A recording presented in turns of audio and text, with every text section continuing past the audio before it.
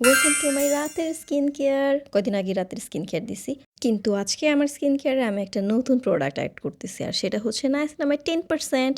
তার আগে মেকআপটা তুলে আসি। আচ্ছা, মেকআপটা তোলার আগে ড্রেস চেঞ্জ করে আসি। ড্রেস চেঞ্জ করা শেষ, এখন মেকআপ তোলার পালা।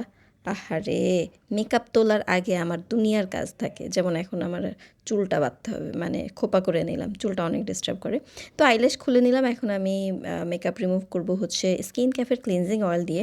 মেকআপ তোলার জন্য ক্লিনজিং অয়েল আমার সবসময় পছন্দ, আর সবচেয়ে বেশি ভালো লাগে যখন এটা ইমালসিফাই হয়, সেটা দেখতে খুব ভালো লাগে। এবার আমি স্কিন ক্যাফের একটা ফেস ওয়াশ দিয়ে সুন্দর করে মুখটা ধুয়ে নিচ্ছি। এইবার যাচ্ছি লাস্ট পার্টে, আর সেটা হচ্ছে নাম কি, এটা ময়শ্চারাইজার। এখন বলতে পারেন যে আমি নাইসিনামাইডটা আমি কখন ইউজ করব। নাইসিনামাইড ইউজ করব হচ্ছে মাত্র 1 ফোঁটা, কারণ আমি এর আগে কখনোই নাইসিনামাইড ইউজ করি নাই। প্রথমেই আমি 10% নাইসিনামাইড আমার স্কিনে ব্যবহার করতে চাই না, তাহলে আমার স্কিন ইরিটেট হতে পারে। যার কারণে আমি 1 ফোঁটা নাইসিনামাইড আমার ময়শ্চারাইজারের সাথে মিক্স করে তারপরে অ্যাপ্লাই করছি। এরকম করে 1 সপ্তাহ 2 সপ্তাহ পার হওয়ার পরে আস্তে আস্তে আমি নাইসিনামাইডের পরিমাণ বাড়াবো। নাইসিনামাইড স্কিনের পোর মিনিমাইজ করে, হাইপার পিগমেন্টেশন কমাতে সাহায্য করে এবং স্কিনের টেক্সচারটা ইমপ্রুভ করতে পারে। অল ওভার স্কিনটাকে ব্রাইট করবে, বাট 7 দিনে সম্ভব না, it will take time. Skin কেয়ারের এই সবগুলো প্রোডাক্ট আমার কাছে পেয়ে যাবেন, বাট বেসিক স্কিন কেয়ার না করলে নাইসিনামাইড আপনাকে দিব না, কথাটা যেন মনে থাকে।